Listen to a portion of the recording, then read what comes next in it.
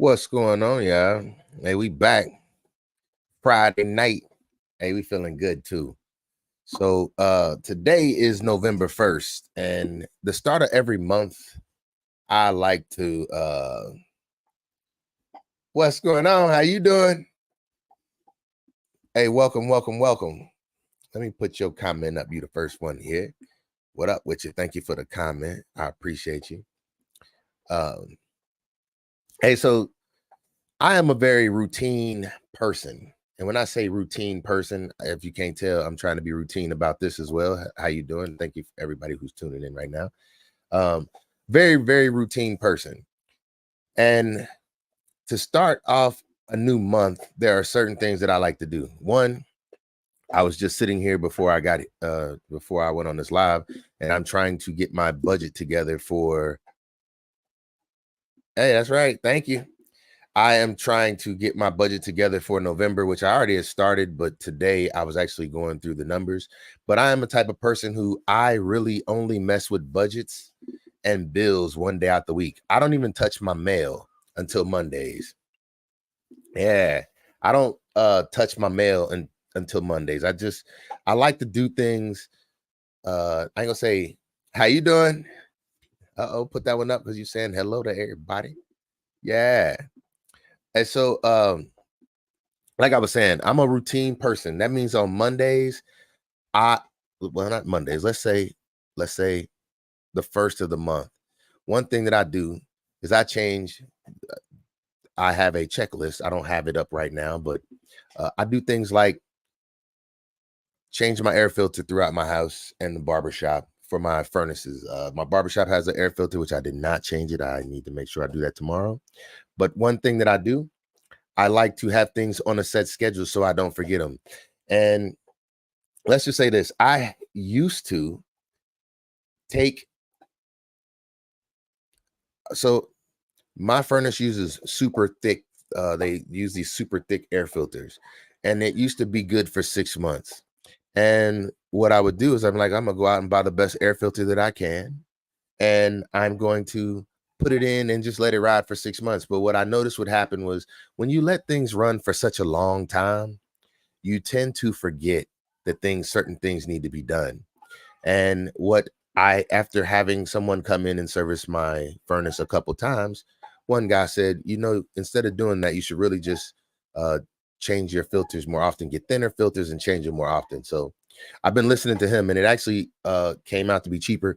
So I am a person who look for ways to save me time, save me money, but I don't like to be cheap or skimp on things. Like, I want nice things in life, and I feel like if you invest in nice things, you will have to invest in those things less, which in turn will save you money if you learn how to properly maintain it. And so one thing that I do now is I replace my air filter every single month. Now, the air filter can be replaced. Hold on, let's go into I'm gonna do a screen share right quick. Screen share. Let's see if I got it pulled up already. Let's go into Trello. So I was told, my last client today told me that there is a way that I can do. Here we go. So this was one of the things that I got today to tell me it was November. I think basically one of my supporters, they sent me this and reminded me it was November 1st. And also I got another meme, because I'm learning meme, that said we set back our clocks. If you're in my area, you set your clocks back on Saturday. So I'm hoping that is correct. But what I was talking about, I changed my air filters out. And one reason why I was saying that I do that, let's see, all attachments, is because I realized when he told me that if you make a mistake and you don't change your air filter on time, you're making your air filter not breathe correctly. Let's open this photo up. If you look at that air filter is dirty, and it's only been in there a month. So when you leave it in for 3 months, you can expect it to be 3 times as dirty as that. And that restricts the breathing capacity and the airflow inside of your furnace. So if you're the type of person who has a furnace or something like that you want to maintain, I'm saying go check your air filters and that will increase the longevity in your equipment. It is a very necessary thing. I run into people all the time who say that they didn't know, and I'm saying I would like to be that reminder for you. So if you have an air filter, I suggest changing them on the first day of the month, even if they say that they can last 3 months. If you wait 3 months, you are less likely to remember to change it. And that's why I set it for the first of the month. Other things that I also do on the first of every month, I change my Ring doorbell battery, because Ring doorbell batteries don't seem to last that long. Eventually, I want to get it hardwired in, but I do not have the luxury of that right now. So I change my Ring doorbell battery every first of the month so that my batteries will stay good. The other thing I do is I oil my boots on the first of every month. They say that it is good for your boots to be oiled on a regular basis, at least once a month. And so the first day of the month is the day that I oil my boots. It keeps them water resistant, which was great because yesterday when it was Halloween, it was raining here. And the person who was watching her kids while we were walking our kids together, her feet got soaking wet, but she didn't have on boots anyway, so it wouldn't have mattered. But I'm saying, to better protect your leather, if you have anything of leather, I would suggest you oiling your leathers up at least once a month. That's something that I learned. And it's also extended the longevity of my boots. I guess what I'm saying is a lot of people have a hard time maintaining things. And one thing that the military taught me was checklists are the way to go. And that's another reason why I use Trello, because Trello helps me with my checklist items. I'm saying check your smoke detector alarms and make sure that the batteries are in proper operating condition as well. Other things that I did today. What was it? Here we go. Let's look at that photo right there. Fall back. Remember that. Remember to set your clocks back Saturday night. So anybody who does not remember that, here it is right here. And I got a meme sent to me today about something that I said in my videos yesterday, and I appreciate it. And here's the picture of my hold on, nicely oiled boots. And I'm saying I do that, like I said, on the first of every month, and then I do it as necessary throughout the month if the boys get dirty. But I like my boots to stay clean, and so that's what I do. Other things that I did today, I went to vote. And I suggest that everybody go vote. Election day is Tuesday. And I'm saying, make sure you get out and vote. Hey, get out and do your part. Every voice should be heard. That's the latest word. And I'm saying, I did that today. It was a long line. What can I say? But it went quick. We are able to vote early. And so that's what I did. I voted early today.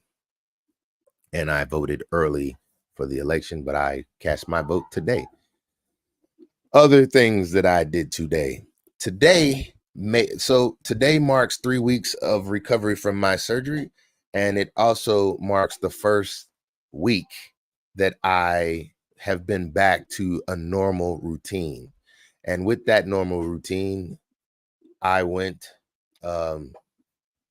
swimming for the third time this week. I swim 3 days a week, Monday, Wednesday, Friday. That has been my workout routine my whole life. Ever since I was 14, I've been working out on a consistent basis Monday, Wednesday, Friday. Now I'm not saying that there's never been a time in my life where I may have missed, but it didn't last long. And Monday, Wednesday, Friday has always been that routine for me. And I want to talk about swimming, because out of all the routines that I've done in my lifetime, there has been no routine in my life that has been better for me than swimming. And I want to be clear. I'm not just talking about my physical. I'm talking about my mental and my spiritual. It feels like every time I get in that water, it feels like I'm getting baptized. I love the feeling of water from head to toe. There is nothing better than that to me. I am the type of person who likes, I guess I'm a sensory type of person. I like being touched, and nothing touches you from head to toe better than water. Like water touches everything on your body. I love the way it feels. I love the way it makes me feel. It's a relaxing workout where you do not have to worry about falling and hurting yourself. You can think about whatever you want to, and it is just relaxing. I don't swim at a hard pace. I swim like I am scuba diving or snorkeling. Let's say that. I swim like I'm snorkeling in some reef somewhere. So when I was stationed in Japan, every day I would go snorkeling. As soon as I got off work, I'm talking about every day that I wasn't deployed and was allowed to, I would go. The weather was nice all year round. So I tried my best to get in that water every single day. The water was crystal clear. You could see like 30, 40 feet below you. We used to go cliff diving and stuff like that. I wish I had some pictures I'd show y'all. I wasn't planning on talking about that. But now I just swim laps in this pool. Let's see if I can show another picture pretty easily. That's the wrong way. So that's the swimming pool that I swim in. Now there is another pool that is an Olympic, not Olympic, but I want to say 25-meter pool. This one is not a 25. This is like 17 meters, but that's what I swim in, the 17 meters, because that pool is actually warmed. It feels great in the wintertime. Let's get a better picture. There it is right there. That's where I swim. And I actually swim in this last lane. The water is warm. The water is nice and clear. And what I like to do is I like to think about my day. It helps me get my thoughts together. I don't get out of the water until I have everything feeling the way that it's supposed to. I like for my body to feel like it did a workout. So today, my goal always is to swim 30 laps. That's what I swim every single time I get in the pool, 30 laps. And I don't swim at any particular pace, but it normally takes me about 15 to 20 minutes to do those 30 laps. And I swim, and then I think about my day or whatever's going on. If I am having a bad day or a hard day, I don't get out the pool until I get that out, that frustration. And the pace of which I swim also comes from how much I have to deal with. If I have a stressful day, I swim much harder and more aggressive. If I'm having a peaceful day and well relaxed, then I swim nice and slow, like I said, like I'm snorkeling. And I am a good person. I mean, when I say good person, I mean I have a good imagination, so I don't have to close my eyes, but I can imagine that I'm seeing the same scenery in this pool that I saw when I was swimming in Japan. And that's all I think about is, hey, there's a starfish, there's this. But I really think about my day. The point is, I used to run on treadmills. I used to run outside. I used to do all these things. Running was always hard on my joints, and I did not like the way that that feels. It doesn't feel good. Also, there's tripping hazards. This is the first exercise. I've been doing this for, I think I want to say about 6 years now. At least it's been 5. I can look it up. I don't want to do that. But I've been doing this for at least 5 years now, nonstop. I have not missed any days unless I've been on vacation or I've been down because of this year. I've had 2 surgeries this year. So those are the only 2 reasons why I have missed time. And it is one of those exercises. It does not bother me to get to it. A lot of things, let's just say, getting to the gym is the hardest thing. But when you get there, I'm the type of person who I don't like to have a routine set. The only thing said about my routine is I'm gonna swim 30 laps. And swimming 30 laps is not hard for me anyway. I'm sorry. I have a partner who said he tried and he had a hard time with it, but it's because I've been doing it so consistently for so long now. It's part of my routine. But that's Monday, Wednesday, and Friday. And all I have to do is make sure I get there. The hardest days to get there to me is when it's super cold outside. But here it is. That's before and that's after I got done swimming. Same, look like the same picture. Let's go to that picture though. But to me, it is one of the most relaxing workouts that I've ever done in my life. It's been beneficial. It is one of those workouts though that after you get out, your body temperature is still super high. Your body temperature, it feels like if I go swimming late night, which on Fridays, the gym closes at 10 o'clock, but every other night it closes at midnight. So if I go like after, I would say if I was to go around this time, which I can on a Friday, when I get home, it takes forever for my body to cool down, and I'll be up to like 4 or 5 o'clock in the morning trying to cool my body down. So it's best for me to go early in the daytime. Today, I went after I went to vote. Uh, I actually went in and did my first haircut. Then I went swimming, and then I came in and came back and finished up my day. Um, the best thing about this, though, and I encourage everybody, I have a lot of clients who have been getting hurt doing absolutely nothing. And I think it's important that people understand that stretching is something that is very, very beneficial and very, very helpful to your life. And so my big focus is the swimming is my warm up before I do what I really consider to be the reason why I'm at the pool, other than clearing my mind. Like, the pool clears my mind. I do not want to get out the water until I have my thoughts together. And what I was saying about running and things like that is, um, when I'm swimming, I have no fear of falling and hurting myself or over swimming. Like, the water provides the correct amount of resistance for whatever you want to do. If you want to swim fast, the water's going to be harder. If you want to swim slow, the water's not going to be hard. All I try and do is stay warm. But what I was saying is, the real thing about my swimming is to warm up my body so that I can do my stretch. My stretch takes just as long as my swim. I do so many different stretches in the water, and then I get out the water and I do more stretches. And I think that a lot of people neglect stretching. I used to. I'm not gonna lie to you. Like, when I was in the military and they made us do PT, I did not like stretching. Now, stretching has become such a normal routine for me that I look forward to it. I love it. And I believe between the two activities, these are the reasons why the last two surgeries that I've had, I've bounced back so quickly, because of stretching and because of being in good shape. Um, the pool has helped me with that. When I hurt my knee, I had a whole year of not having any physical therapy or anybody to do anything. Like, I was living a low quality of life for a whole year because no one was there to help me with my knee. And so I used the water to help me. Let me tell you the story about this. So about 5 years ago, I was having regular back pain to the point where I was going to the ER every other month for back pain. Yeah, I'm telling you, stretching is the way to go. So I was having regular back pain and I could not understand why. Like I said, I ended up in the ER. They ended up sending me to physical therapy, and physical therapy worked. They used to do all this acupuncture, not acupuncture, dry needling, where they send like current through your muscles and make them jump. And then they had used a little percussion massager on me, and they had me do stretches, and I was really, really tight everywhere, and it was killing me.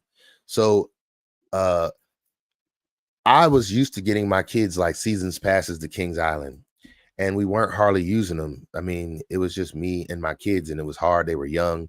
So what I did was, instead of getting the season pass to Kings Island, I got a membership to this gym.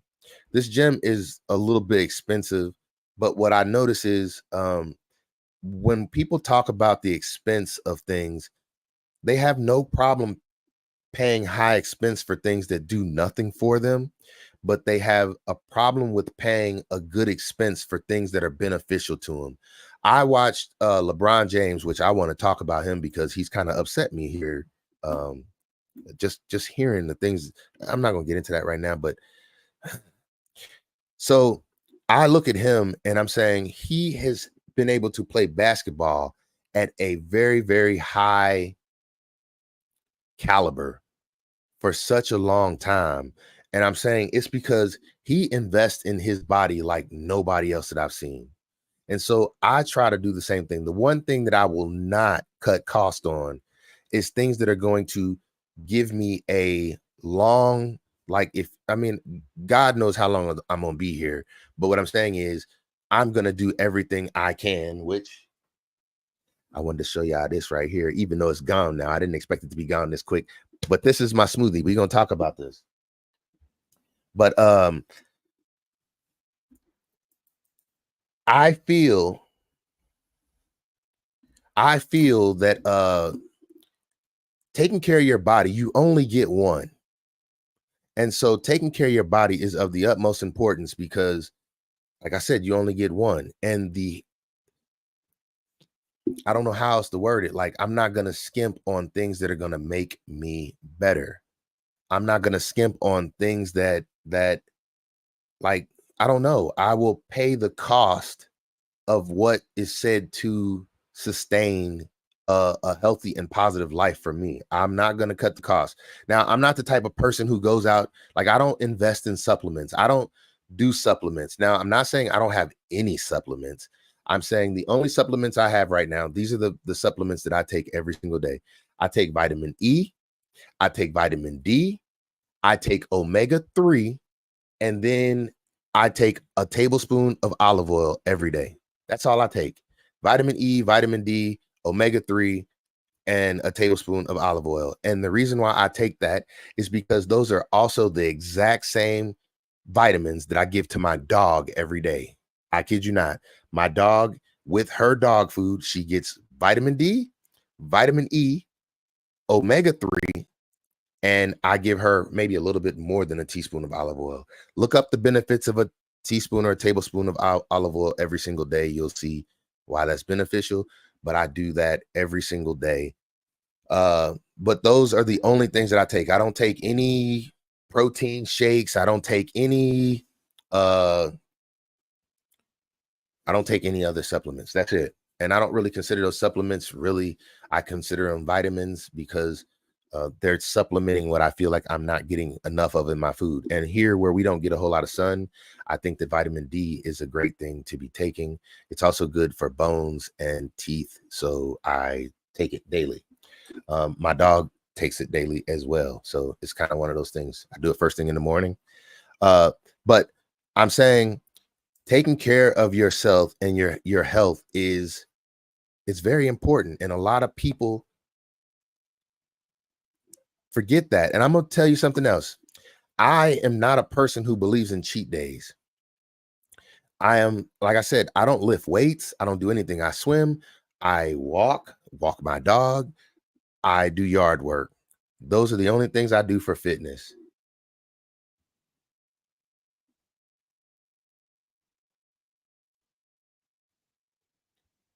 Oh, and you take a spoonful of olive oil too?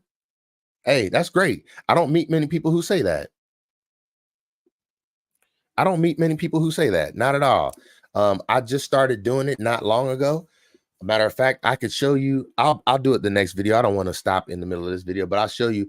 I got a big. It's probably a half-gallon bottle of extra virgin olive oil. Basically, what happened was, I went to the doctor thinking that I had some severe allergy problems, and they ran all these tests on me. And they didn't run a bunch of tests. They tested me for coconut because I thought I was allergic to coconut. And then they came back and told me I was not allergic to coconut. But in the process, they told me instead of using Pam cooking spray and all these different things, because when I was having all these problems, I don't know what was going on. They have me on some things that I'm supposed to take. Like I have to take a antihistamine every day type of thing, and a nasal spray.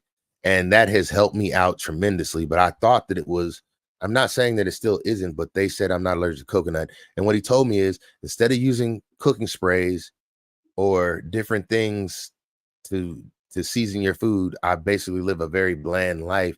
And so the cooking is supposed to be done with olive oil. Well, I also can't put certain things on my skin. So we moved from using like cocoa butter and coconut oil and all those things to just now all I use for a moisturizer on my hair, my head, my face, my hands, knees, head, shoulders, knees, and toes. All I use is olive oil now. And I'm saying every once in a while, I put a vitamin E and a vitamin D pill in there as well. I shake it up and I have a little bottle of olive oil that I just carry around with me everywhere. And this is what I mean. Hear me out. Like I said, I don't consider myself to be a cheap person at all. My membership to this gym is very expensive. It is. It's more expensive than just going to a regular gym, but I like their facilities. It's the closest thing that reminds me to an Air Force base other than the swimming pool. The Air Force base don't have a swimming pool like this, but they have people who work at the counter and you can't get in unless you're a member. It feels like a secure location. It feels great. It's Lifetime Fitness. If anybody wants to know, if you have one near you, check them out. But they are very, very expensive in comparison to all the other gyms in my area. But I don't care about that because I'm saying the value is there. I found a routine that I like. I found something that I enjoy doing, and I will pay to be able to do that. The other thing is I like taking my boys there so that they can play basketball, they can rock climb, they can play pickleball if they want to, whatever they want to do. And now they're both old enough to use the upstairs and downstairs, the weight room. I never go in the weight room. I have no desire to lift weights at all anymore. I just like swimming. But what I was saying was I am the type of person who like to find things that can double on purposes. Just like I said, I was taking my kids to Kings Island, but the only thing going to Kings Island was just robbing me of all my money. That ain't funny. I'm saying I would go in and then I would have to entertain my kids at Kings Island and buy them something to eat and all these different things. And then I found this gym, and this gym turned into Kings Island for my boys. Now I use my family passes. I get 2 family passes a year. I take my boys. They can bring friends with them. They take their friends. They go play basketball, go rock climbing. They go upstairs, lift weights, whatever they want to do. It has a lot of activities at this gym. They have they have 2 indoor pools and 1 outdoor pool, hot tubs, all this good stuff. So all I use is the pool. That's it. I don't use anything else. That's the only reason I have the membership. But I like things that can double, meaning I don't just get one benefit out of it. So just like I was saying, I use olive oil as a supplement. I take it. It can be used for cooking if I wanted to. I give it to my dog, and I also use it on my skin. I'm saying I don't need to pay for lotions anymore. I know that sounds crazy. You're like, oh, you smell like olive oil. It don't have no smell. And it goes well with my cologne, which I only wear 1 cologne too. So if you've learned anything about me, I'm a consistent person. I told you I oil my boots. I only have 1 pair of boots. I have 2 pair of those boots, but I buy 1 pair of boots a year, Christmas time. My kids buy me 2 things for Christmas, and I buy them for myself, and I give them to them, and I tell them to give them to me for Christmas. I buy a pair of boots for Christmas, the ones you saw earlier. I buy 1 bottle of cologne a year for Christmas. I ask my sons which one wants to give me cologne and which one wants to give me my boots. I let them pick, they wrap it up, and then they give it to me for Christmas. That's how that go. I kid you not. I am a very, very simple person. I don't need much. I don't want much. And I'm saying those boots, they double. What I'm saying is they steel toe. That mean they trouble. If you give me a problem, what I'm saying is they are steel toe. They protect my feet. They look good, and I'm saying they protect me if me and you have a problem. No, I'm just joking. I ain't never kicked nobody with no steel toe boot. But what I'm saying is I believe in safety. I wear eye protection everywhere I go. I tend to have these on the back of my head in case I need them. I normally have gloves with me all the time. I have steel toes. The military taught me something. They taught me that, what they did was they said if I got hurt and they provided me with safety equipment and I didn't use it, that I would be in trouble. And what I realized is, how can you let someone else put a higher value on you than you put on yourself? So what I learned, just like I was talking about, I learned about checklists, which we'll talk about that more. I'm saying I learned that the safety of my body is important. At least it was to the military. So then I just left the military and kept it important to me because this is who I want to be, all intact. That is a fact. I'm saying just as much as I am black. Anyway, ain't nothing that I lack. Hold on now. We ain't trying to go there. What I'm saying is the things that I do, I am very intentional with everything that I do. This is true. I was saying I don't have a cheat day. I don't consider myself to have a cheat day. What I'm saying is I have a work ethic that allows me to have to do the things that I want. I don't focus on like what I eat. I just know I have to work off. I was the person who thought if I wanted to eat a slice of cake, then how many calories do I need to burn off before I had that piece of cake? I don't like to feel like I'm cheating myself. There's no such thing. You can't cheat yourself. It's like lying to yourself. You're the one who knows if it's true or not. You can't lie. If you can fool yourself, then you was just a fool yourself. I'm saying, let's get back to this. So every Friday, I'm a very consistent person, but every Friday, I eat the same thing for dinner. I have smash burger and smoothie. So that's what was in here.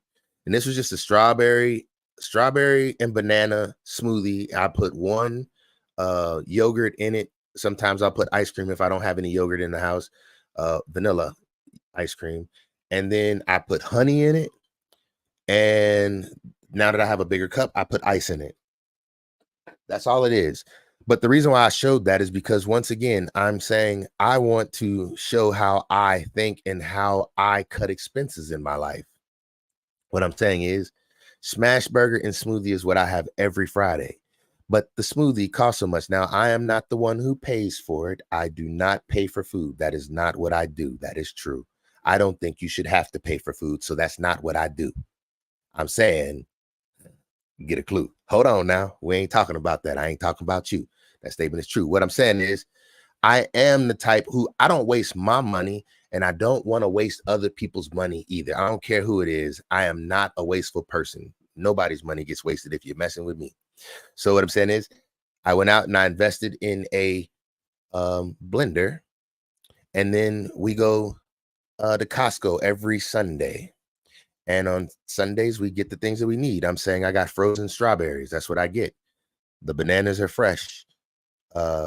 We get the orange juice from Costco. And then I just make the smoothie myself. Now, when a smoothie used to cost between $8 and $10 every single Friday, now I can make as many of them as I want all week long. Like literally all week long for about the same price. 4 people to have smoothies one day out the week. I get all the ingredients that I need and I can make all the smoothies that I want for the whole week. Now, the only problem is I'm producing more calories for myself, but I tend to try and keep it to a minimum. And so that was my smoothie with my smash burger. I already ate it, but I don't feel like that's cheating myself. I'm saying I don't mind eating certain, I feel like I can eat whatever I want because what I'm saying is I've tried to work it off. But what I'm saying is I am the type of person who I like to put thought into things and not just do things. I like for things to solve multiple purposes whenever I do something. And then when I find something that sticks, something that works, I'll just fit. What I'm saying is same way with my cologne. I wear one bottle of cologne. It's the same smell I wear every single day.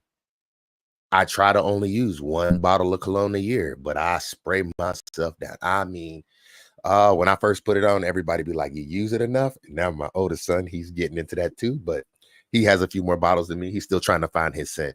What I'm saying is I found mine. And what I was trying to say was with the olive oil, I feel like the olive oil helps carry it a little bit further. But anyway, we ain't trying to go into all that. Hey, we moving right along now, ain't we? Oh yeah. I'm saying this is the way that I think. I like I said, I go swimming. The reason why I love swimming is because it carries more than one purpose. I'm not just there getting in shape. That part is great, but that's not why I'm here. Hold on, just wait. What I'm saying is I'm there because I'm I'm working out. I'm clearing my mind. I'm getting a great stretch. Oh, the water feels great. It's so relaxing. I kid you not. It feels like I'm on vacation when I'm swimming. It's the same thing as going snorkeling somewhere, like I said. So those just basically what I'm saying is everything should have more than one purpose. And when you find something that has more than one purpose, it just sounds like that much better of an investment, if you ask me. And then I don't worry about how much it costs then, because if I'm finding value in it, what difference? Like I don't skip on things that I find value in. I try to make sound investments and I try to get the most for my money. Like I don't miss a day of swimming. And let's just be clear. The other thing that I would do if I would not swim, was roller skating. And to go roller skating, as often as I swim, it would cost way more than what it cost me to go swim. I swim 3 days a week, and it's at least 4 weeks in every month. So it would cost me $10 to go skating. If I did it the same amount of times, I'm not going to sit here and try to do the math in my head, but I'm saying, here we go. I guess I am, huh? $120. Is that right? 3 times 4, 12, $120 just to go skating. And I'm saying roller skating is a very, very fun activity to me. I love it, but it hurts my body. It does, especially the way that I skate. It is hard on my body, where swimming just makes me a better skater. I'm saying I am more solid from head to toe. I'm saying my core. Let me tell you something else that's great about swimming. If you've ever sat down, when people say when you're stressed, sit down and take 10 deep breaths so you can calm down. Well, imagine how many deep breaths I take as I swim 30 laps. When you get out the pool, you almost feel like you have a head rush high just off of how hard you breathe. That's another reason why I like swimming. Let me see if I have any other pictures in here that I wanted to share. I said I went and voted. I talked about my clients. I don't have anything else I want to share in here. I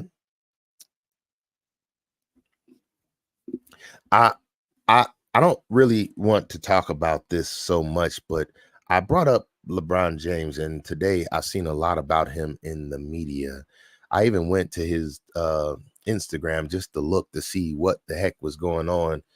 And I am starting to believe that the celebrities that we've always been looking up to and following, they've been doing some of the wrong things, and I believe that's starting to come back on them. I don't have any facts, and I don't hate to seem like a conspiracy theorist, but it seems like ever since all these people got wrapped up with Diddy and his tapes, now it just seems like they're being pulled out to say things when they shouldn't, or not when they shouldn't, but it just seems like people are willing to put their careers on the line to make statements that they don't seem like they would normally make. Like, I don't want to get into it. I don't want to make this about politics or what you should believe in. But what I'm saying is, why is nobody coming out to say how they don't like what is going on with Diddy, but they're coming out and making political statements? I don't get it. And where are all these celebrities coming from all of a sudden to, I don't know, it feels like they're putting their careers on the line to make a statement that they don't even seem like, I don't know. But I feel like when I went and looked at his channel, like, his comment section is suffering because of him. I didn't see the statement other than I watched Candace Owens, and she's been bashing him for a while. I'm not here to bash him. I like LeBron, and that is why this is all like getting to me, because I'm saying, what was the point of making your statement or whatever it is that he posted? I guess they said he took it down, but it's blowing my mind. I don't get it, and why so many people are wanting to make statements. Neither here nor there. I'm saying I like LeBron. I respect his game. I respect his basketball, but what I really respect is his longevity in the game. I'm saying he was proof to me that I was on the right track when I saw how staying fit, like making fitness a regular thing in your life and prioritizing the things that go into your body, the things that you do for your body. Like, he was the first celebrity that I saw make those kind of investments. When I say celebrity, I mean athlete, that made those kind of investments into his body. And once I started seeing that, that's why I was like, I'll pay for this membership to the gym. I will. And the reason I say that is because it's worth it to me. And like I said, it doubles as giving my kids somewhere to go whenever they want to go. They don't go regularly. But you see the swimming pool and the water slide and stuff like that, they open that up for the kids to utilize. But when I saw like how long and how he was able to maintain at such a high level, I'm saying that's when eating right became, which I've always been a healthy eater. And when I say a healthy eater, Junk food is just not something that I have a taste for. I'm not like a candy eater, even though I probably ate like 4, maybe 5 miniature Snickers today. But anyway, I'm saying taking care of your body is very, very important. And I don't, I guess what I'm saying is I want to improve upon that. And every chance that I get to find a way to do so, I plan to do so. Um, I don't know what else I had to talk about. I think work, swimming. I was talking about saving money. It was something else that I wanted to talk about. But basically, my biggest point today has been, oh, this is what I want to talk about. I said I was a very routine person. And I was saying Mondays, like I am a routine person. Like Mondays are the day that I cut my grass, the day that I open mail, the day that I do my bills. Monday is my favorite day out the week. Now I know this is Friday and you're like, what are you talking about Monday for? I look forward to Mondays. Monday is even the day I buy my stocks on the stock. I only invest in the stock market on Monday. That's the only day I dollar cost average. And what that means is on Mondays, that is the day that I make a purchase, no matter if the stock is high or low. Monday is the only day that I invest in the stock market. And I wait until the stock market closes before I make my investment. And then it makes the purchase Tuesday morning when the stock market opens. And I wake up Tuesday morning to see what did I get it for. And that's what my joy is, to look the next day. I love waking up and seeing what happens the next day. But I pay bills on all bills, every bill for the month. I pay all my bills on the first Monday of every month. So I'm not paying bills today. I'm not going to focus on bills over the weekend. Monday, this coming Monday, will be the day that I sit down and I pay every bill for the month. And what I do is I make sure that I hold on to enough money for 1 month to make it to the next month. And then every bill gets paid and I don't focus on it. I don't even look at my mail until Mondays. And I just look at my mail on Mondays to make sure every Monday that I get each bill. I use my Every Dollar app, which that's what I was working on tonight. Now, I'm not saying I don't look at my finances until Monday. I look at my finances every day. Every day. I do not want anything to go unnoticed in my finances. I get up, I check all bank accounts to make sure nothing is missing, or I don't mind if something gets added, but I like to catch things. I don't like to wait too long. I'm saying if a charge comes out, I'm on the phone right then and there, like, hey, this something's wrong here. What's going on? When you wait 5 or 10 days, you don't even know what happened. You don't know what happened.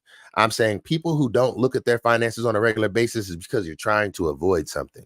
It's no different than people who don't want to look at the weight on a scale. I'm saying you got to do what you got to do. Once you know what's going on, you know what you can and can't do. I look at my finances every day, but I don't touch paying bills until the first Monday of every month. And then every other Monday, all I do is just check. I have a inbox over here, and all mail gets put in that inbox whenever the mail is got. I don't care when the mail is got.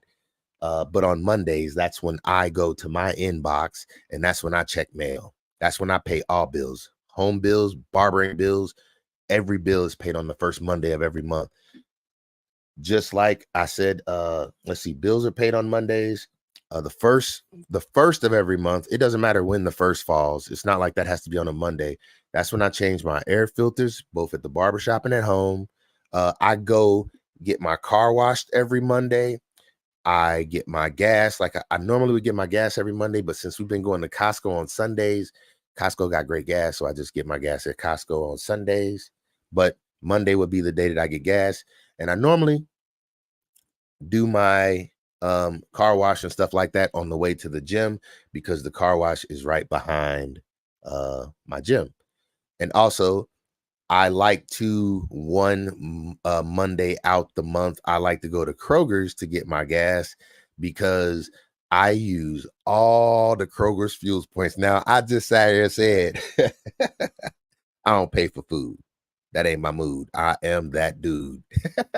Not trying to be rude, but what I'm saying is I pay everything else. I don't pay for food.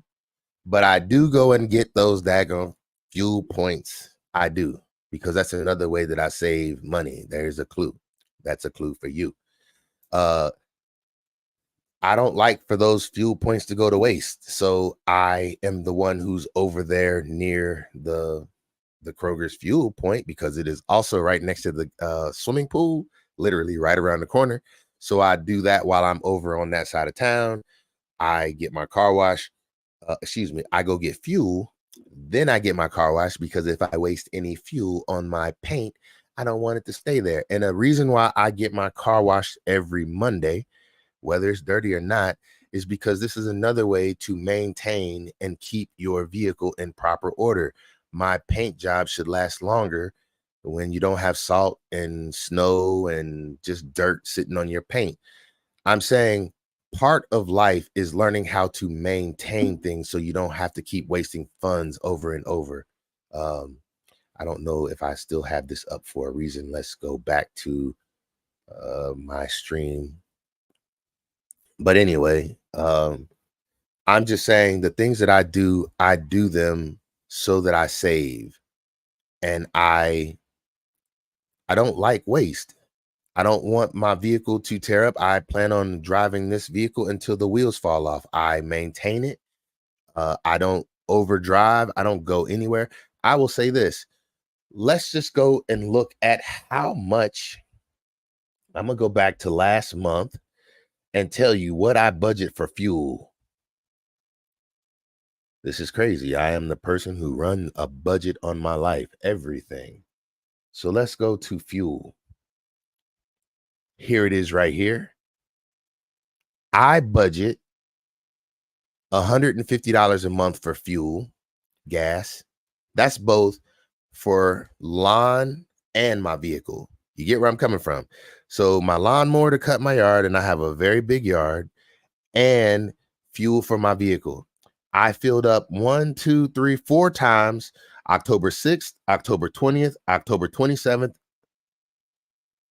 Oh, excuse me. I only filled up 3 times. One charge got put in twice. It must not have caught up, and I put it in the second time when I went through, because I normally put it in while I'm at the pump. And then I also go through my budget against my bank accounts to make sure that everything lines up, every transaction. And if you want to know the app that I use Every Dollar. As soon as I figure out how I can show this without showing information that I don't want to show, then I will start showing my budget and how I budget on a live feed, a screen share, or whatever. But for right now, I did not have to fill up 1 week this month, because I do it every week. I didn't have to fill up 1 week this month because I was down for surgery and I could not drive. So I got gas October 6th, October 20th, and October 27th. And the charges were $20.50, $25, $54, and $20.56. That's about how much gas I have to get a full tank. I fill my vehicle up. I do not let my vehicle go below a half a tank ever. I don't like that. I don't play around. I'm always ready to go if I need to go somewhere.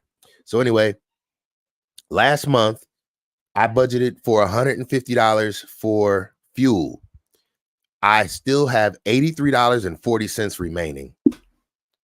That's what I had left over. So I will be fueling it up this month. No, I'm going to do the same thing. And the month before that, I think I saved, hold on, let's check.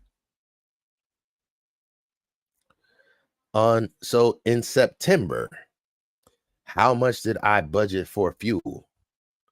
$150. And I saved, meaning I did not spend $45.68. So I saved $45.68. And I'm saying all the money that I save and carry over from each month, that money goes into my high yield savings account.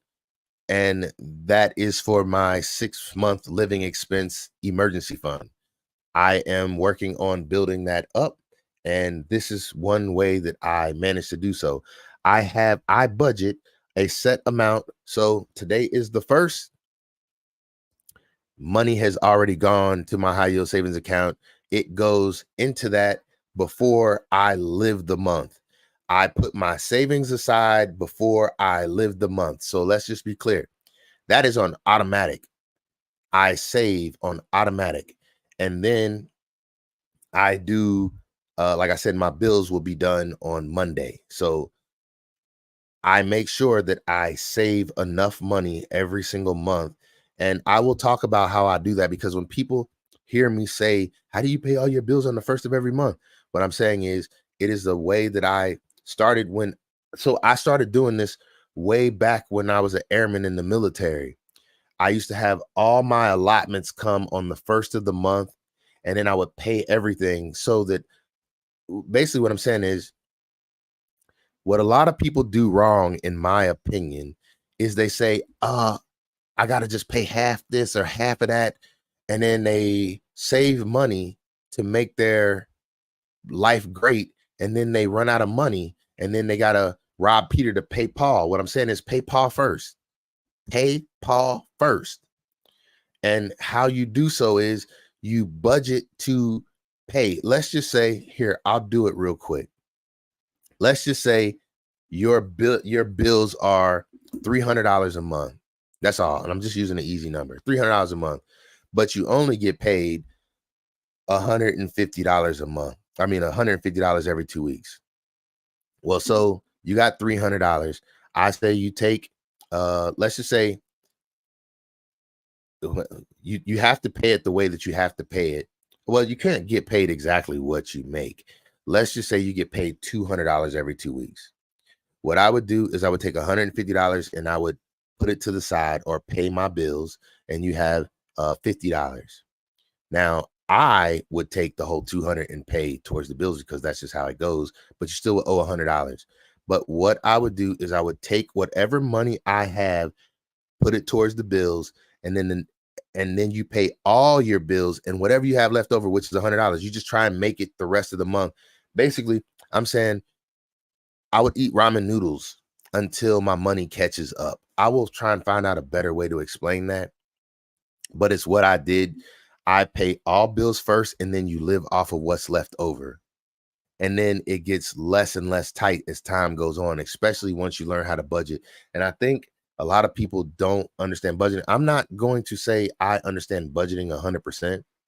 I'm not the best or the flawless one right now. I consider myself to be more of a money tracker than a budgeter, but it works out the same, because once you know and understand your numbers, you won't spend more than you're capable of. And I think a lot of people don't pay attention to their numbers, and that's what gets them in trouble. It's kind of like, people don't fail to plan. Wait, people don't plan to fail. They just fail to plan. And if you get where I'm coming from, I try to plan for everything. I get caught off guard. But as soon as I get caught off guard one time, I'm saying that's what life lessons are. They're learning lessons. When something presents itself to you the first time, you adjust. And then, like I said, I learned how to cut corners.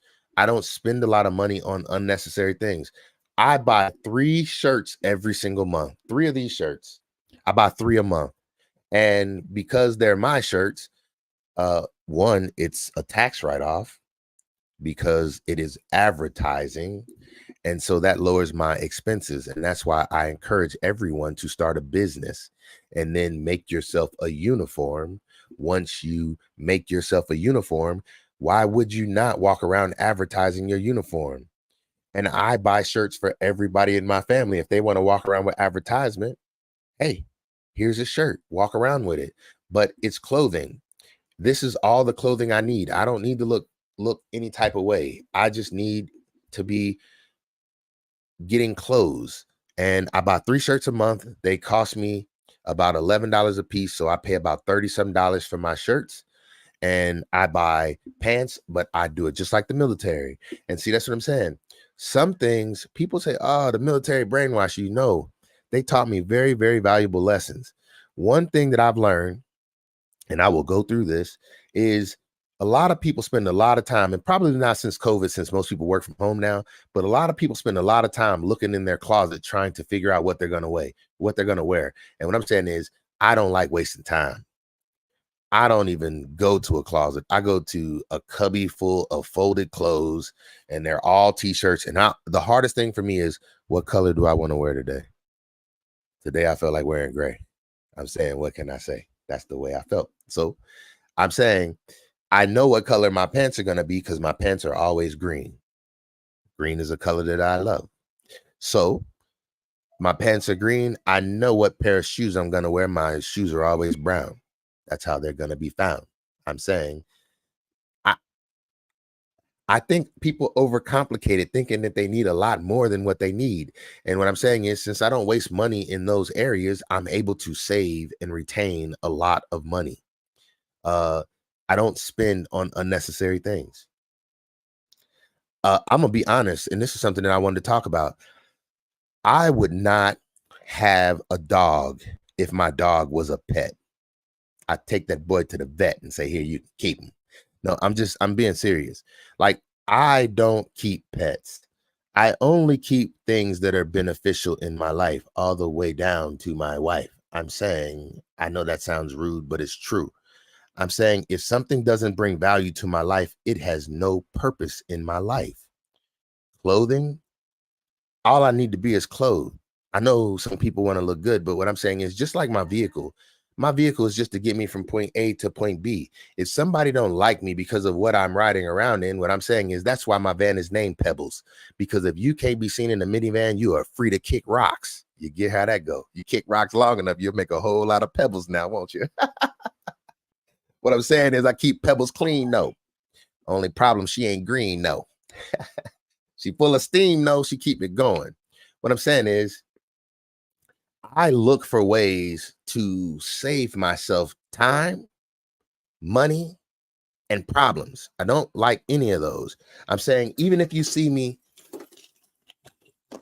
even this right here, which this is a great wallet, I will tell you about it. It's called a Scudo, but we ain't gonna talk about that. What I'm saying is, this boy stay chained to my pocket. And the reason I say that is because, you know how much time I lost walking out the house forgetting certain things like your keys. And if you couldn't hear when you heard my wallet, you heard my keys also. I'm saying, I don't like wasting time. And I'm so much a stickler about that. I'm saying, I put things in place so that I don't ever waste time again. My keys and my wallet stay in my pocket. I'll never have to worry about where it's at. I don't never have to worry about nobody stealing it. And my wallet also doubles. So if anybody came with one of them scanning devices, you ain't get my information. Not that way. I'm saying, some people can put more thought into simple things and save themselves a lot of problems, but a lot of people don't want to do those things. And so what I'm saying is, this is what I feel like my live stream is going to be about. Is putting out helpful advice. And I'm not trying to tell nobody to live how I live. What I'm saying is, if you hear any problem or troubles that you're having in your area that I might have just gave you a piece of advice on, you're free to take that and do with it what you want to. But if everything that I say means nothing to you, don't worry about it. It's just words being lost in the air. I don't care. I used to want the best. And when I say the best, I used to want the best for others more than they wanted it for themselves. Now I don't even waste my time with that no more. I tell people what I'm thinking. Hey, thank you. Thank you. Thank you. Thank you. What I'm saying is, this is getting easier and easier every time I get on here. And I'm saying, I feel like it's going to get better and better and better. Just give me some time. I'm saying, I am actually doing very well. Actually, it got about 36 more seconds for me, but I am saying that I hit that mark too. I appreciate it. I definitely appreciate it. Let me put that comment up there. That's right. That's right. That's what we be shooting for. But what I'm saying is, I'm actually shooting for more if it's possible. And when I say that, I don't mean more time. I mean, I'm shooting for more purpose. I'm shooting for, how can I be beneficial? I'm saying, I'm finding ways to make my life easier and more productive. And I'm trying to give any jewel or gem for anybody who wants to listen. I don't care if nobody listens. It don't bother me at all. What I'm saying is, to some people, my life might seem boring because you only wear one cologne. Let me tell you why. And this ain't no lie. What I've understood and understand is, especially in my barbershop, I use an alcohol and I scent that alcohol myself. Because what I learned was when you use the same smell all the time, then what happens is when a person walks away and they see that smell or smell that smell, because you can't see a smell, I get it. They smell that smell and then they think, where do I know that smell from? But subconsciously, they know where they smell that smell from. They thinking, oh, I need to go and get a haircut. And then they don't even put two and two together. But what I'm saying is, I like things to be consistent because I like my odor, my smell to be one of those that it's like, smell like Shaw was here. And it's that unique. And so that's why I don't switch my smells up a whole lot. I like to be consistent. I don't switch my look up a whole lot. I like to be consistent. I want people to know and understand me. You should be able to describe me even if you never met me. He wear green pants and a Shaw shirt every single day. I'm saying that's the way I move. That's what I'm saying. Green pants and a Shaw shirt. You can look at every roller skating video. You go see me. Now, I'm not saying I don't have any other color pants. What I'm saying is I don't wear them. I don't care to. Another reason why I wear green is because green is the one color that I found, no matter how much you wash it, people can't tell what is faded. If I wear blue or black, you can tell immediately that it's faded. But a green pair of pants, people don't know if it was olive drab or whatever it faded down to. So what I'm saying is I find things that work and that work the best, and I just keep moving with it. I'm saying we didn't hit an hour, and this has been easy. It's starting to get better and better, especially when I'm not looking at how many people are looking. Like when I was looking at the full screen of the swimming pool, it was very, very easy. But I'm starting to like this because I feel like I have a lot of um, information, a lot of pointers. I spend a lot of time thinking about how to improve life. And then I be wanting to share it. That's what I do in the barber chair. Uh, that's what I do with life. And I like to share the things that I learned. And what I'm learning is how to make things easier without spending a lot, and if people think it's boring, it don't matter. If I ever choose to have fun, I am more than capable of it. But this is what is fun to me. Um, I can almost do what I want to when I want to. Not saying it like that, but what I'm saying is, uh, I don't have a lot, so I can move if I want to quickly. I'm not talking about my house. I got a lot of junk. And this is one thing that I was telling one of my clients today. When I was starting out in barbering, I used to think I need every tool. This tool will make my haircuts better. This tool will make my haircuts better. Same way with photography. Oh, I need this piece of equipment because this piece of equipment would make my photography better. And then what I realized is it's not the equipment, it's the person using the equipment. Hey, I plan on being live every day. I'm saying you asked me if I plan on being live over the weekend. What I'm saying is I'm shooting for an hour every single day, whether I can get to it or not. I used to do morning walks, so I feel like I had no problems getting an hour in during a morning walk. The difference was you weren't seeing me, you were seeing the environment that I was walking in. And I get a few people who ask me if I'm ever going to get back to morning walks. My knee being hurt for a year kind of took me out of morning walks.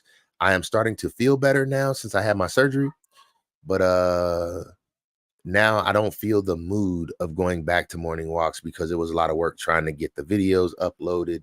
I would get frustrated when things didn't go the way that I wanted to. But basically what I'm saying is, um, it wasn't about the tools. And I say this, if a NASCAR driver or whatever was to drive a regular car and you put a regular person in a NASCAR, I'm saying the person who is driving the regular car, because they are a professional driver, they would beat the amateur driver in a good car, because it's not about the equipment. It's about how the person who's using the equipment makes the equipment perform. What I'm saying is, for so many years, and you can look through some of my YouTube videos, I'm saying, hold on. I'm saying I went through equipment. What's my hat color? My hat color, that color right there. Green go with everything. I do have a bunch of other hats. I ain't gonna lie. I do have a bunch of other hats. Let me see something right quick. Can I go to playlist? Yeah, man. So I have a bunch of hats, but I don't tend to wear them. I wear army. I like my little, I don't know what they're called, but they're regular build hats. They're not baseball caps. They're like sloped. I have a couple of those that I normally wear, but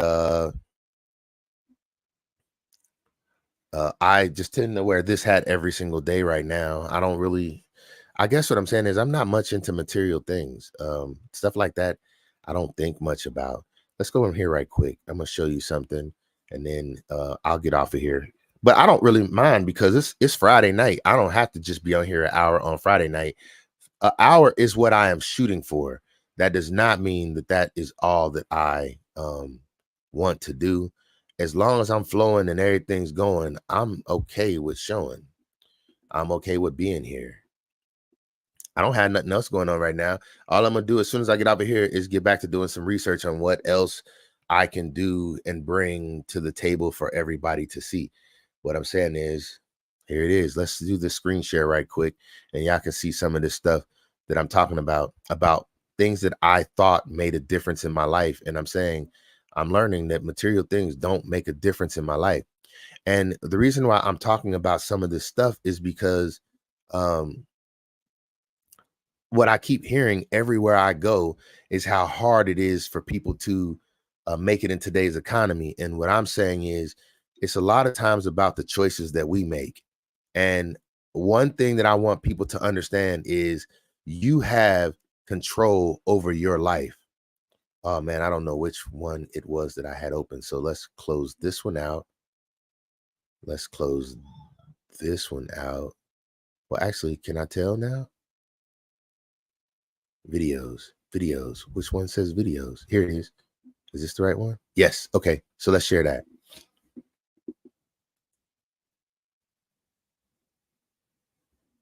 You said, have you did a what? A Kroger?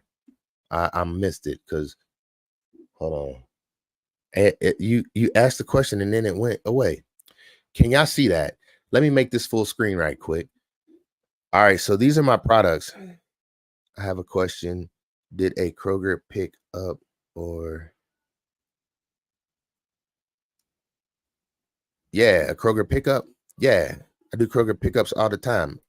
I don't do it. I mean, I've driven to get, like you pop the trunk and they walk the food out to you and put it in the back. But then Kroger's food also gets delivered to the front door nowadays. I'm saying they made it very, very convenient for people to not have to leave their homes nowadays or to walk inside to go shopping.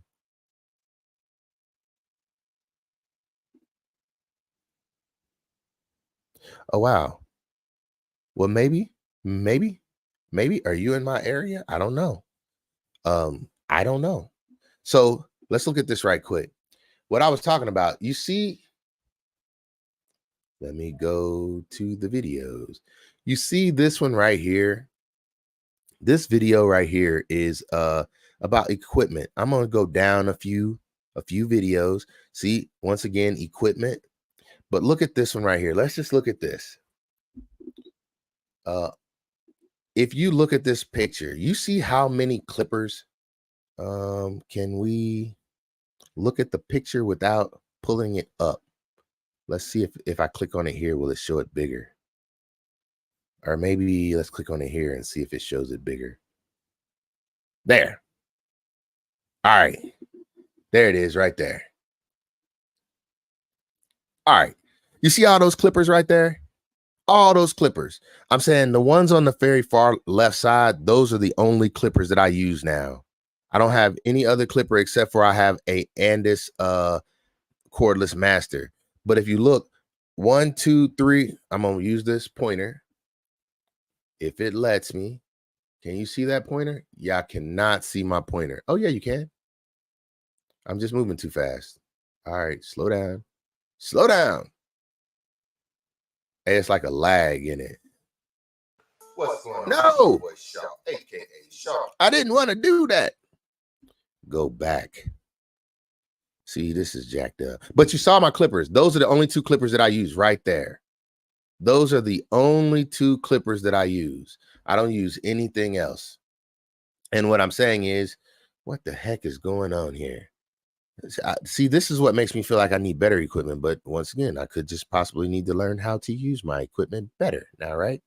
So anyway, what I was trying to say is, and y'all looking at all you can see how many views everything gets, how many likes, how many comments, all that good stuff. It's fine. That's okay. It doesn't bother me.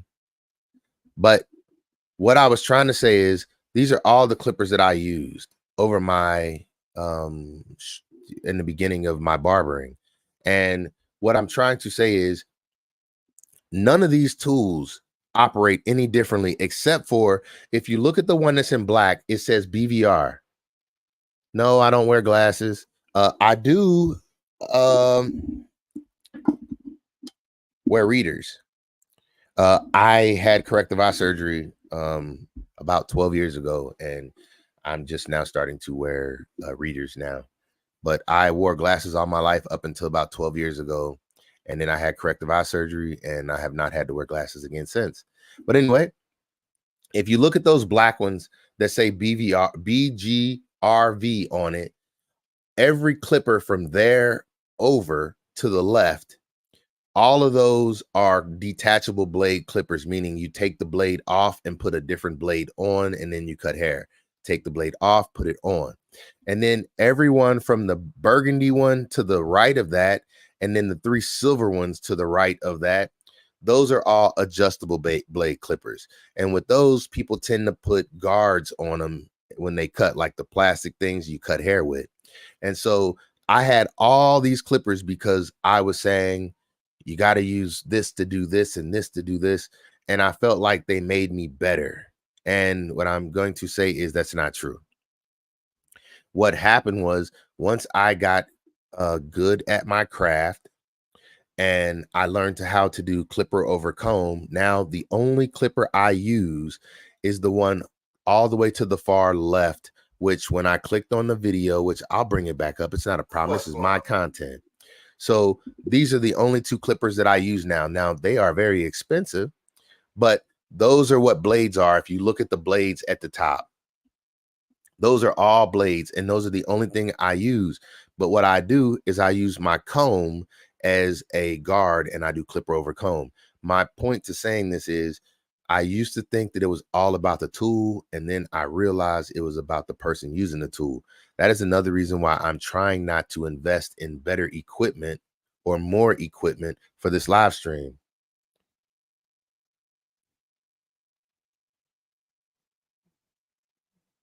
Maybe. I don't go in Kroger often. If I'm going in Kroger, let me show you what I go in Kroger for.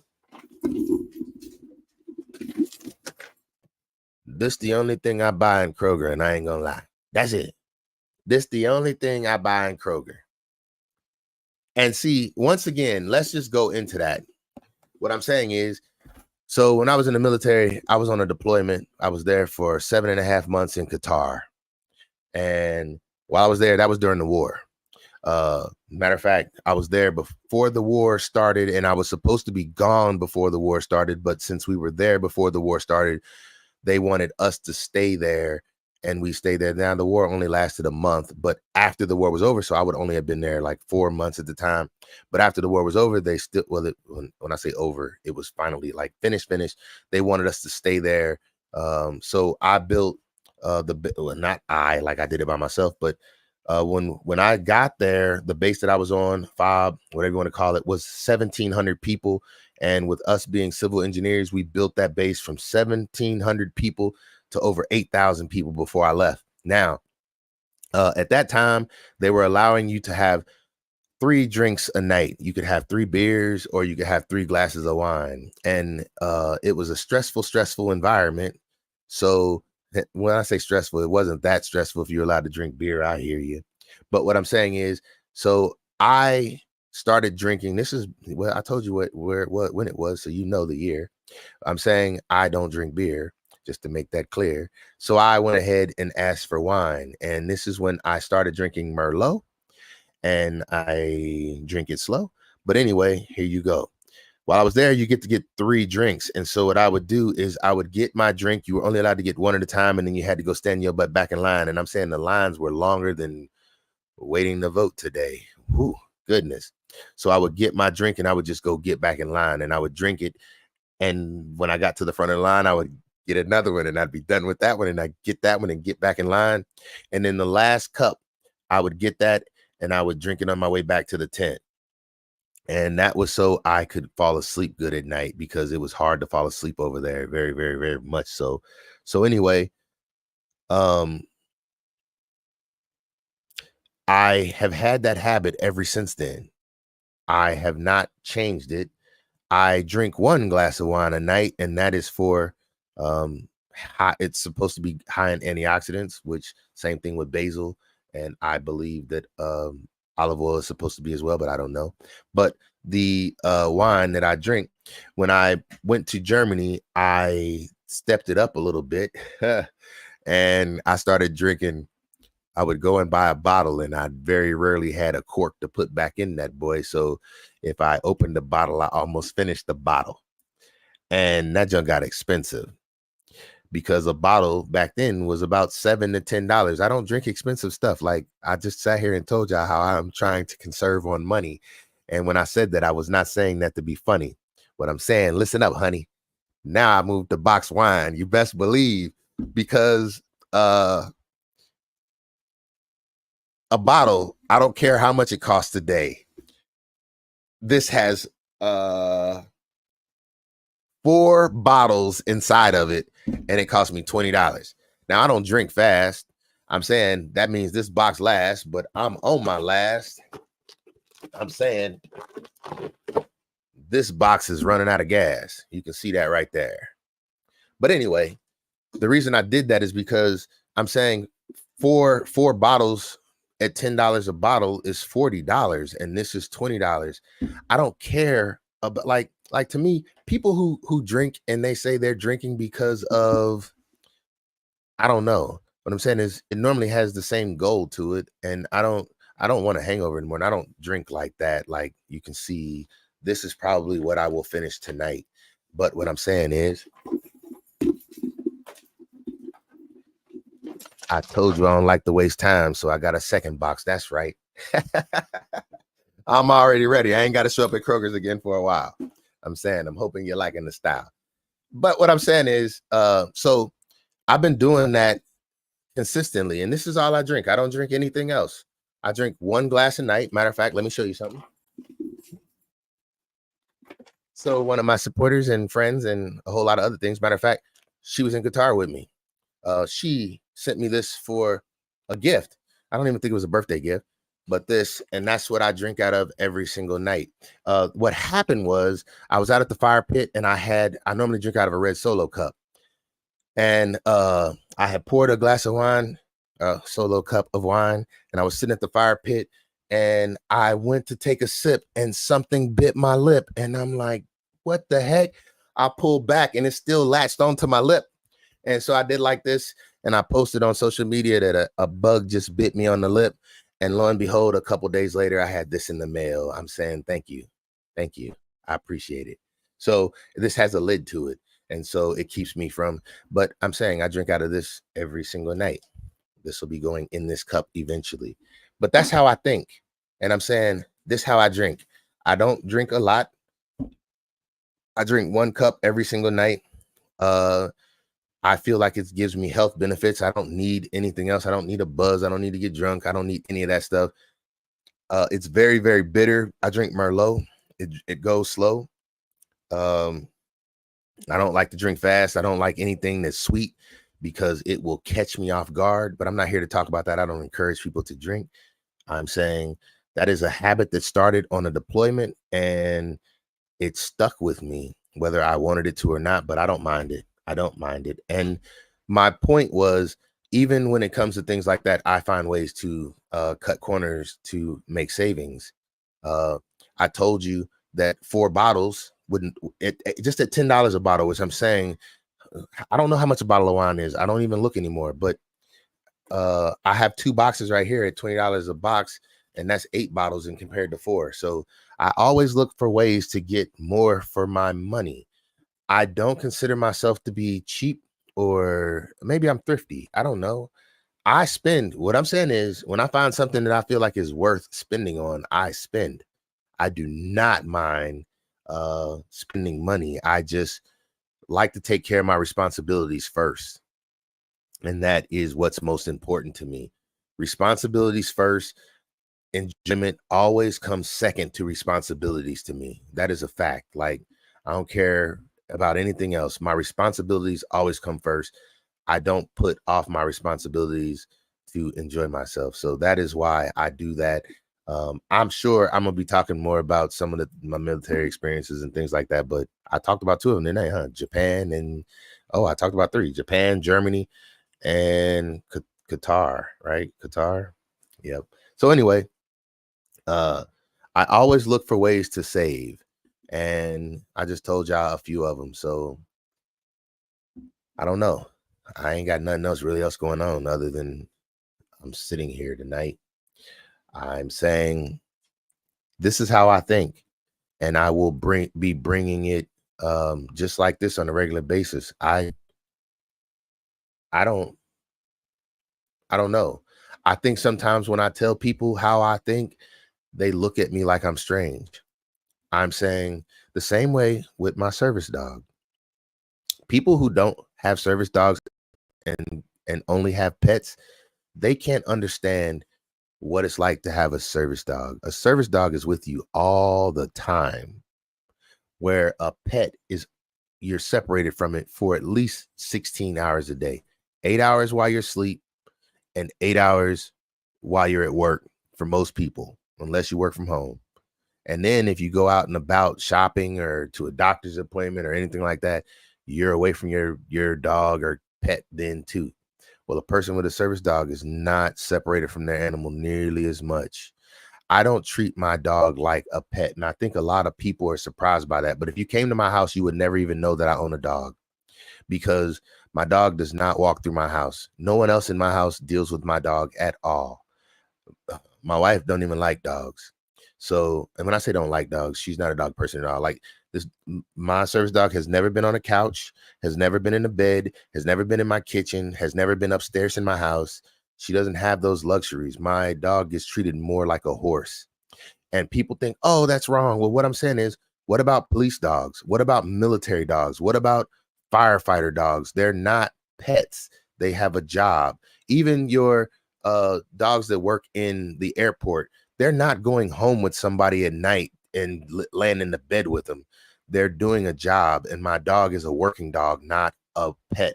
Nobody takes her out to use the bathroom other than me. Nobody does anything with her other than me. She is only to work with me. She don't work with nobody else in my house. I keep her here in my office, and right now she's in her crate. Now her crate is the size of a mansion, but that is her safe place, her safe space.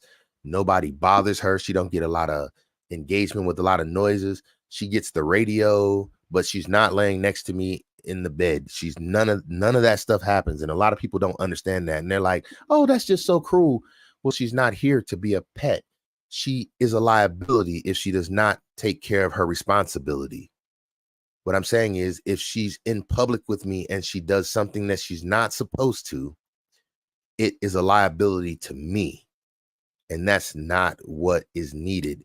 So what people don't understand, and the reason I'm talking about this is because she has not been moving with me for the past few days, because while I was down for surgery, we weren't going anywhere. Or while I was in recovery, excuse me, we weren't going anywhere.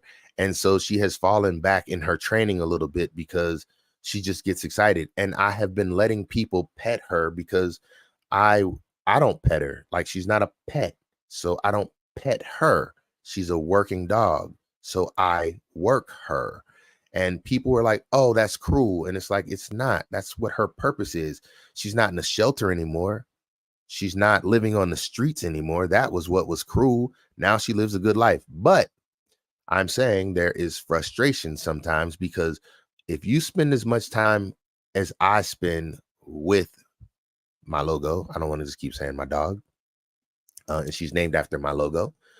you would understand what I'm saying is when she goes somewhere with me and she's not on her best behavior, then she's causing me frustration, not being of service to me. And I'm saying if you're causing frustration, you're not being of service.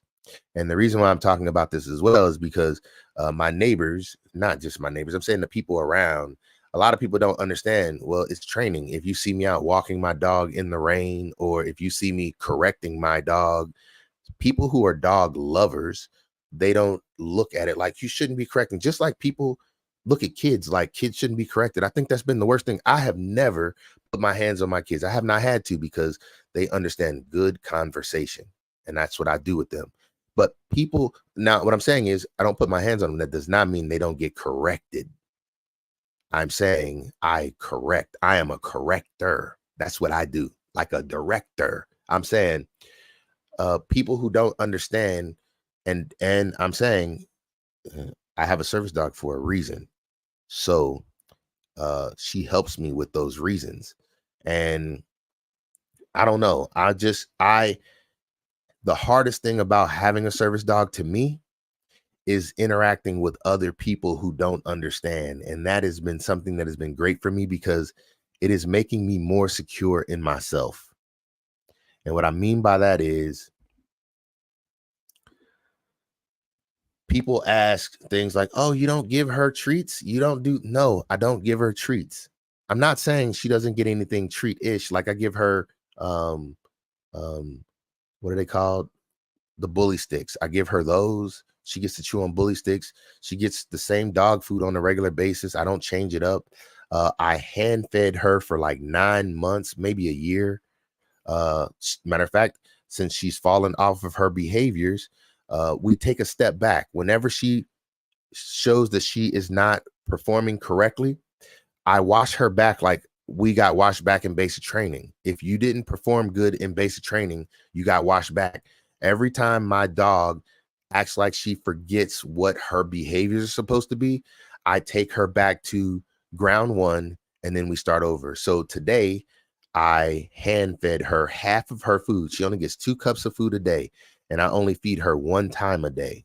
And so she now she's being hand fed half of her food, which is 1 cup. I hand fed her, and then the second cup I let her eat out her bowl because that's how she gets her omega-3, her vitamin D, and her olive oil. Vitamin D, vitamin E as well. So she eats that out of a bowl. But other than that, it would come out of my hand. And I'm saying people don't understand. You have to keep a dog's mind engaged. And when it's not engaged, you can't let them do something on their own or else they will still be learning. So it's kind of like a lot of people just don't understand. And it's very, very hard because when you're out in public, people are like, oh, that's so mean. You don't let her do this, or oh, that's so mean. What I'm saying is my dog is not a pet. I'm saying if she was not a service dog, I would not own a dog. If she was not a service dog, I would not own a dog. If you think about how I just sat here and said how I think about everything else, then what I'm saying about a dog would also make sense. I am not here to just clean up after an animal. Like, I don't understand that concept. Like, oh, I just want to clean up your poop all day and feed you. No, everything in my life works, and everything in my life serves more than one purpose. There is nothing in my life that only serves one purpose. Everything, even my dog, she serves more than one purpose. And if she did not serve her purpose, I would not be able to keep her around. And I'm saying with her being a service dog, she is also a tax write-off as well. And that is so that she can be cared for properly. So her vet visits and things like that, they're tax write-off. And so what I'm saying is that is another way that this works is I don't mind, but I don't overindulge her. Like I don't buy her a lot of things. I'm saying I buy her dog food. Um, I don't know. I know it sounds cruel. People are like, oh, you should do this, you should do that.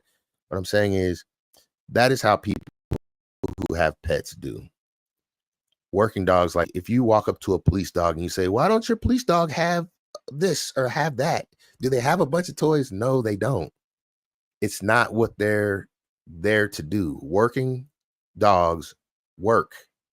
And I'm saying I treat my logo more like a horse than I do like a dog, or like people treat a dog, because I feel like I treat her like a dog. I feel like most people treat their dogs like they're human. And that is why so many people have unwell behaved dogs. And that is frustrating to me. Like, I don't like when I meet somebody and their dog jumps up on me as soon as they meet me. I'm like, dude, I did not want your dog jumping up on me. You should at least train your dog not to do that. But my dog will not do that. She is a service dog. She goes everywhere with me. Um, I don't know. I'm saying, when I say she goes everywhere from doctor's appointments to dentist appointments to movie theaters. Only place I have not taken her is to church. And the only reason I say that is because um, when I have someone moving with me in movement, I don't need my service dog to be there with me. I don't need her to, I don't feel like I need her to be there with me. It's not a need. It's just a better quality of life when she is. That's it. That's it. But I feel like I made it through life without her before. I could make it through life without her after or now. But it feels like she is much more alert on my behalf. So it gives me a moment to relax, because I know if someone approaches me from behind, she's going to alert me to that very, very easily. If I'm in an environment where I'm feeling overwhelmed or feeling aggressive, I'm saying one of my top 10 videos was me having a problem with my tires and I was losing it. I'm saying I get hot pretty quickly. And that's why it's in her best interest and my best interest to have her trained well enough to not irritate me, because I'm saying when I get irritated in a situation, I always look over to her to make sure I am not getting riled up. So, like, she is my thermometer to tell me how hot I am. And when I look over at her, I don't want her, like when I was in the hospital, I messed up my knee. She was laying right there next to me. I'm saying, I was in the ER. She was about 7 months old at the time. She was right there next to me. And I'm sitting here thinking, I'm getting poked and prodded by doctors. I don't want her to think that I'm being hurt by one of them and for her to go off on one of them thinking that they're hurting me. So when I'm out in public, if I get like gassed up, I want to make sure that she don't lose her cool, because then if she lose her cool, that make me look like a fool. Like, she can't, like, what I'm saying is a service dog cannot be out of line, or else you get put out of places. So it is very much a hard time, but a lot of people don't understand that. And I don't know why I was talking about that. I was talking about that to one of my clients earlier. He asked me why she wasn't at the barbershop with me. And I'm going to say, when she frustrates me, the best thing we can do is start back over at ground one. And when I'm saying frustrate me, it's not her fault, but to me, it is, because she is trained. She's 2 years old now. She is fully trained and she knows what to do. But sometimes she has those moments where either she don't want to, and that's why I check her out first thing in the morning before I go anywhere. Because if she can't cooperate and can't get it right in the morning, that is an identifier to me. Maybe something's wrong and she needs to go to the vet, or she's just losing it a little bit and don't need to go nowhere. And she, in one of her greatest rewards, is being able to go places. She loves when it's time to go somewhere. She's like, all right, let's go to work. Let's go do this. So on days when I leave her and don't take her with me, like today and yesterday, she understands that, okay, I need to try harder in the morning, the next morning. And she does. It's the same way. When she was being hand fed, if she didn't take food out of my hand, she wasn't getting it. Like, I did not walk in and say, okay, you didn't eat your food today, so here, let me put it in a bowl for you. And I know people think, oh, that's mean. No, it's called motivation. And I just want to be clear. If you look at an animal in the wild, people are like, well, she's not an animal in the wild. Well, she was until I rescued her. She was a street walking stray.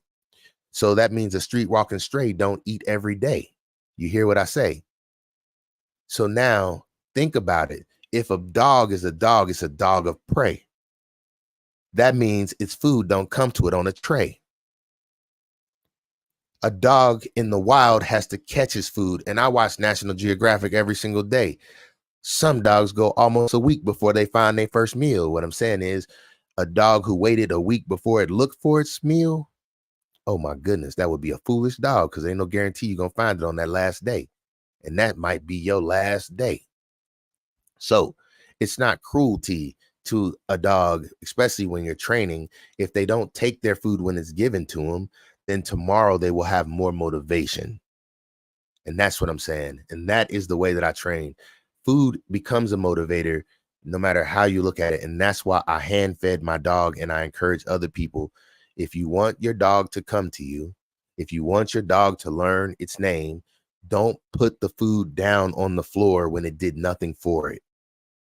Make your dog work for its food. That's what a dog in the wild does. And you will get a better response out of your dog. And so I tell people, call your dog and have your dog's food in your hand. And when your dog comes to you, give your dog a piece of its food. Let it go back and start playing. But I'm telling you, if you do that, your dog will sit next to you all day waiting for you to give it the next one. So what I tell people to do is take the next one and throw it across the room and let your dog run over there and grab that one. And then call your dog's name and have it come back to you. That's how I tell people to teach their dog their name. That's how I also tell people to form a good recall on their dog. Your dog will come to you if it knows that all good things come from you. So there is a clue. But I am a little frustrated right now because, like I said, I have a better quality of life when my dog is able to move with me. And I get very frustrated when she's not able to move with me because it's like, well, what do I have you for? I don't keep pets. I don't. I had ducks for a small amount of time, but I did not plan on keeping ducks. What I planned on was the ducks looked like they were going to die. They were just babies, but Tractor Supply, they got this new contraption and the ducks were like stacked on top of each other. And they knew they were going to die so bad. They normally charge $6 a duckling, but they were charging 50 cents a duckling. So I bought a dozen of them for the price of one duck. And I thought, which is dumb luck, the ducks flew. Well, guess what? Guess who? I was wrong. Ducks don't fly. It's only like 4 species of ducks in the world that fly. I did not know that. Well, these were meat birds. Most people raise them to slaughter them. I was not trying to do that. I was trying to rescue them. I was going to let them grow up, and I was hoping that they would fly off. Nope. Those ducks stuck around for 3 years. And what happened was I got tired of coming home and seeing those ducks dead. I learned how to maintain ducks by the time I had 3. And my sister thought that it was cute to have ducks. So she went and bought a few and then she gave them to me. So I had more than just 12. Well, make a long story short, they're actually in the commercial, the John Deere commercial I was in, the ducks were actually in it. My favorite 3, well, actually I had 2 favorite ducks, Monday and Friday. I named them Monday, Wednesday, and Friday because those are the 3 days out the week that I swam. And Monday was the leader and Friday always brought up the rear. So it was perfect. And Wednesday literally was always in the middle because she was always the hurt duck. So she's hump day. Think about what I'm saying here. She was always limping. And so I called her hump day. She was Wednesday. So anyway, after 3 years, I had made a pen where they could stay in and they didn't get harmed. And one day, no ground walking animals could get to them. But one day an owl flew in and ate Monday's head off, which that was the last 3 that I had. All the rest of them got killed by all the other wildlife. It was very, very traumatizing to come home and see these ducks gone or bleeding all over the yard. Like that was the worst feeling ever. The last day. So this year, actually, Monday died this time last year in November. Matter of fact, right around Thanksgiving, but I did not put her on the table. I did not. An owl came in and ate her head off and left her body. And I was like, wow, that's messed up. And then Wednesday was her twin. I know it's crazy, but they were the only 2 who had light colored beaks. Like they had a cream colored beak where every other duck had a bright orange beak. But these 2 were twins. And believe it or not, they had a bunch of twin eggs. Like they would lay double eggs a lot. Anyway, Monday had her head eaten off. And that hurt me because that was my favorite duck. She was the lead duck. She was the one with the most personality. And when I say personality, she's not a person, but you know what I mean. I would tell her to jump and she would jump. Like ducks were trainable too. Like any animal is trainable. I trained the deer in my backyard. I trained my dog. I trained ducks. I trained guinea pigs. Any animal is trainable. Anything is trainable. The military trained me. I'm saying training, school is training. Training is a principle. All you have to do is find what something is interested in and then find out how to deliver it to it after it does what you want to be the outcome. And once you do that and you understand and they understand, then that is what training is. It's a form of communication. And that is one of the reasons why I'm doing this, not to train people, but I'm trying to learn to be a better communicator. Because when you become a better communicator, you don't have to train people. You can get a result by communicating effectively. Anyway, after Monday went, Friday went, and then I had 2 of my sister's ducks and I had Wednesday. And I kid you not, it was no fun to watch. Like my sister's 2 ducks were hurt and Wednesday was always hurt. So then it just felt like I was taking care of a pack of damaged ducks, and it was just as hard to watch as seeing them being slaughtered on a regular basis. So I was no longer interested in taking care of ducks. I let nature take its course. And that was hard, but I got tired of fighting with nature. And that's why I let ducks go, because man, I really harmed a lot of wildlife trying to protect ducks. And then I realized, let's just say there was a time where I was harming raccoons trying to keep them away from my ducks. I had got a trap to catch them, and I was like, I'm not going to let you out this trap. I didn't know what to do with these things, so I thought I was being nice and putting them down. And then I realized that's not nice. The raccoons were just doing everything they could to survive.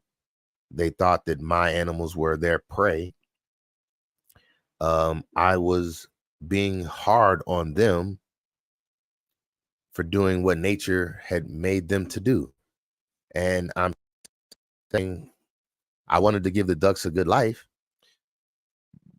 But after I lost 9 ducks and I had taken 9 raccoon, I realized that because of my actions, just 18 things had been sacrificed, if that makes sense. I was mad at them for taking my ducks, so I started taking them, and now all of them are just taken for no reason. So I stopped putting animals in my backyard that I had to protect. The same way with food and things like that. I don't fight with nature. If they eat the things that I plant, so what? Just leave me some. That's all I care about. I'm planning on planting enough so they can't take it all. I don't know. I feel like I just went through a lot. It's Friday night. I done got a lot off my chest. I don't know, but a lot of things have changed me. I'll tell you this though. This is another thing that I have issue with. We're talking about taking things, and I'm just going to say this.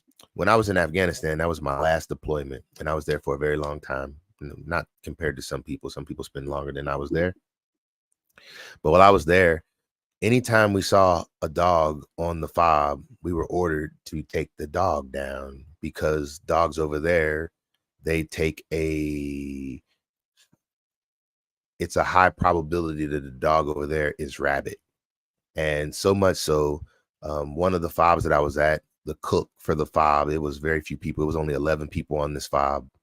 The cook was an Afghan national, and he was just on the fob to cook for us, but he had a son, and his son was bit by a dog over there, and his son passed away from rabies. So this is hard, so I ain't gonna try and get too far into it, but there's a lot of there's a lot of stray dogs over there, and I'm saying the order is, if you see a stray dog, you're supposed to kind of euthanize it.